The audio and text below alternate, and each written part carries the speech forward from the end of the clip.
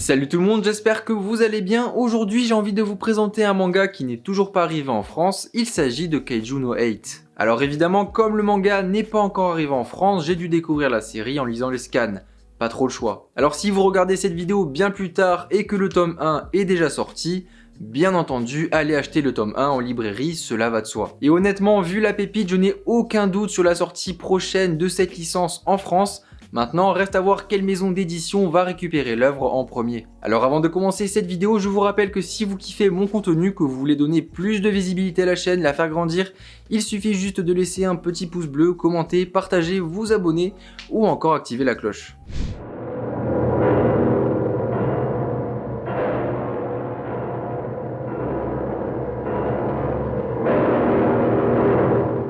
Kaiju no 8, c'est avant tout, comme son nom l'indique, une histoire de kaiju. Si ce terme ne vous dit rien, c'est simple, il s'agit de gros monstres géants qui écrabouillent des villes entières.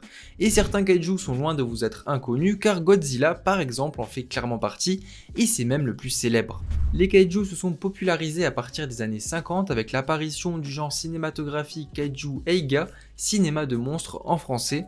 On peut citer quelques films célèbres comme Godzilla vs King Kong, Mothra ou encore Rodan. Honnêtement, il y a tellement de choses à dire sur les kaiju qu'il faudrait en faire une vidéo. Les Japonais ont toujours été fascinés par ces gros monstres, pour de nombreuses raisons et symboles qu'ils peuvent véhiculer.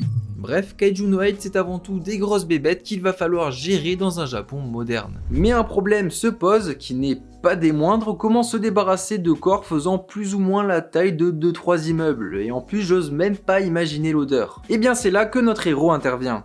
Hibino Kafka, 32 ans, célibataire et libre comme l'air, t'as capté la ref, fait partie de la société Monster Sweeper, entreprise de nettoyage de kaiju.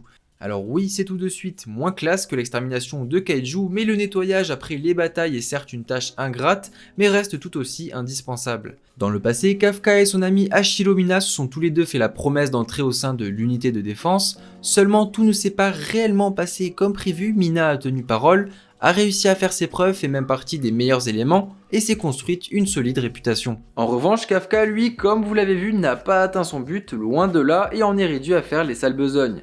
Comme nettoyer des intestins par exemple. Alors d'après Kafka, ça paie bien, mais c'est clairement pas ouf.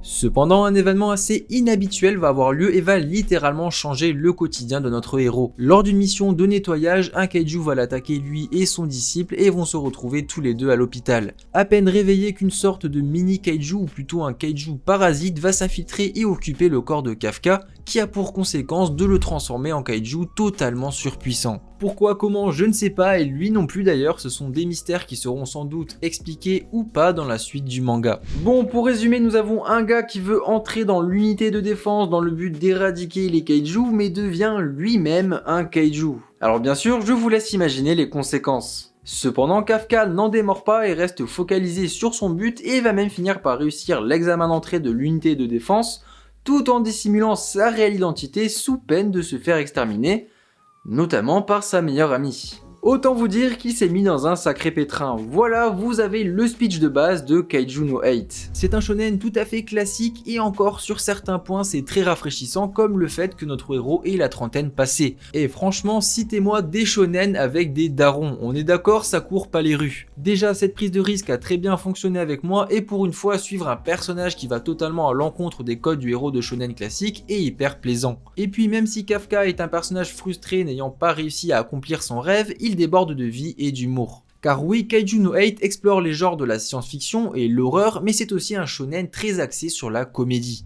L'élément déclencheur, qui est la transformation du héros, aurait pu aboutir sur quelque chose de bien plus sombre, car d'un côté, après sa métamorphose, Kafka devient une bête qu'il faut traquer et tuer. Cependant, Naoya Matsumoto a choisi d'exploiter ce changement avec énormément d'humour, parfois même très décalé. D'ailleurs, entre le découpage des scènes d'action, l'humour très décalé, les grosses bébêtes qui popent un peu partout dans la ville, tout ça me fait énormément penser à One Punch Man. Ça s'explique aussi par le fait que le héros soit juste surpuissant dès le départ, et tout comme dans One Punch Man, cette condition va créer pas mal de moments très drôles et assez loufoques. J'ai envie de dire, le manga se prend vraiment pas la tête et va mettre le paquet là où il faut, quand il faut. Je trouve aussi qu'il y a une petite vibe Kiseiju, non pas juste car j'ai évoqué le mot parasite, mais parce que les personnes parasitées seront contraints à se fondre dans la foule sans se faire remarquer. Et oui, notre protagoniste n'est pas le seul, mais ça je vous laisse le découvrir par vous-même. même. Ça passe aussi par le dessin de certaines scènes qui font assez froid dans le dos. Kaiju no 8, c'est pour moi remettre les kaiju au goût du jour, et c'est cool car c'est vrai qu'au final ça se fait pas tant que ça. C'est un très bon mélange entre action pure et dure, histoire basique mais finement bien menée, des personnages très attachants et un humour très présent,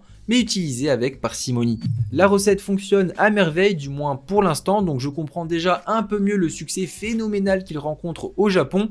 C'est peut-être lié aussi au fait que oui, les Japonais adorent les kaiju. Comme je l'ai dit en début de vidéo, tout un tas de films sur les kaiju ont fait leur apparition sur l'archipel et font partie intégrante de leur culture. C'est juste le manga ayant atteint le million de copies vendues le plus rapidement de l'histoire du Shonen Plus. Et on n'en est qu'à 2 tomes de sortie, donc autant vous dire que c'est un sacré tour de force, alors imaginez un animé et là ce sera juste une véritable explosion. A voir en tout cas s'il aura le même impact en France, nous avons tout de même 2 cultures très différentes.